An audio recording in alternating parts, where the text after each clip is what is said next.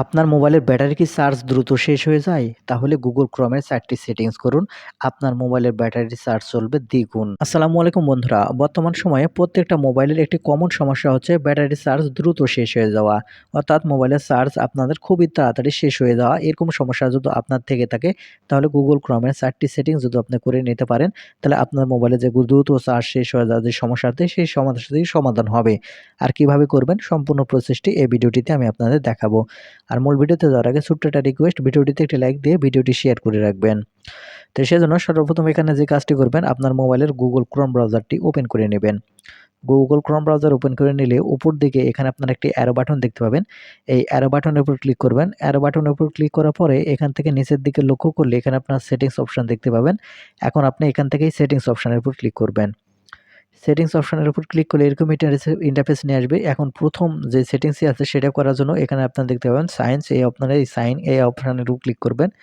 Click করলেই এখানে আপনারা দেখতে পাচ্ছেন যে এটা অন করা আছে। আপনাকে যে কাজটি করতে হবে, আপনার এখান থেকে এই অপশনের উপর ক্লিক করতে হবে। ক্লিক করলে এখানে আপনারা দেখতে পাবেন একটি এনেবল বাটন অন হয়ে আছে।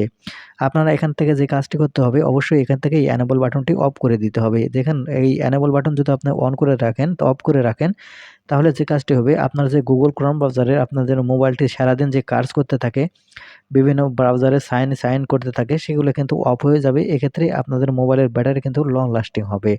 সেজন্য আপনারা এখান থেকে এই এনেবল বাটন আছে, এনেবল বাটনটি অন করে দিবেন, অফ করে দিবেন।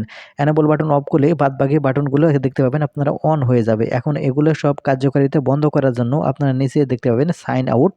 আপনি এখন এখান থেকে সাইন আউট এই অপশনের উপর ক্লিক করলে এখানে কন্টিনিউ বাটন দেখতে পাবেন। এখন এখান থেকে আপনি এই কন্টিনিউ বাটনে ক্লিক করবেন। তাহলে এখান থেকে এটা সাইন আউট এটা হয়ে যাবে। এখন এর দ্বিতীয় সেটিংসটি করার জন্য আপনারা যে কাজটি করবেন, ব্যাক বাটনে ক্লিক করবেন। ব্যাক বাটনে ক্লিক করে আসার পরে এখান থেকে আপনারা খুঁজে বের করবেন, এখান থেকে আপনারা নোটিফিকেশন খুঁজে বের করবেন। তারপরে এখান থেকে আপনার নোটিফিকেশনের উপর ক্লিক করবেন। নোটিফিকেশনের উপর ক্লিক করলে এখানে আপনারা দেখতে পাবেন যে এনেবল বাটন যদি আপনার অন হয়ে থাকে তাহলে অবশ্যই এখান থেকে আপনাকে অফ করতে হবে।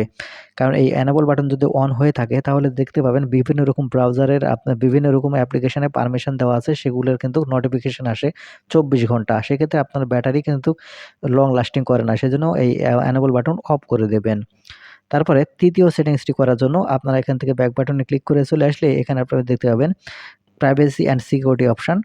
এখন আপনি এখান থেকে যে কাজটি করবেন, এখান থেকে প্রাইভেসি অ্যান্ড সিকিউরিটি এই অপশনের উপর ক্লিক করবেন।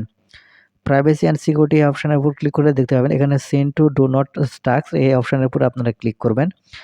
এই অপশনের উপর ক্লিক করলে এখান থেকে পাবেন একটা এনেবল বাটন অন করা আছে। আপনারা যে কাজটি করবেন, অবশ্যই এখান থেকে এনেবল বাটন যদি আপনার অফ করা থাকে অবশ্যই এখান থেকে আপনি অন করে রাখবেন। অবশ্যই কিন্তু এই এনেবল বাটন আপনাকে অন করে রাখতে হবে। তারপরে এখান থেকে আপনারা ৩ নম্বর এখন চতুর্থ সেটিংসটি করার জন্য আপনারা যে কাজটি করবেন, এখান থেকে আপনার মোবাইলের যে খুঁজে বের করবেন থিম নামের একটি অপশান। আমি এখান থেকে দেখিয়ে দিচ্ছি। আপনারা এই থিম অপশান খুঁজে বের করার পরে এই থিম অপশানের উপর ক্লিক করবেন। থিম অপশানের উপর ক্লিক করলে এখানে আপনারা ২ টি অপশান দেখতে পাবেন, লাইট আর ডার্ক। আপনারা এখন এখান থেকে যে কাজটি করবেন, এখান থেকে ডার্ক মোড যেটা আছে সেটা আপনারা এখান থেকে সিলেক্ট করবেন।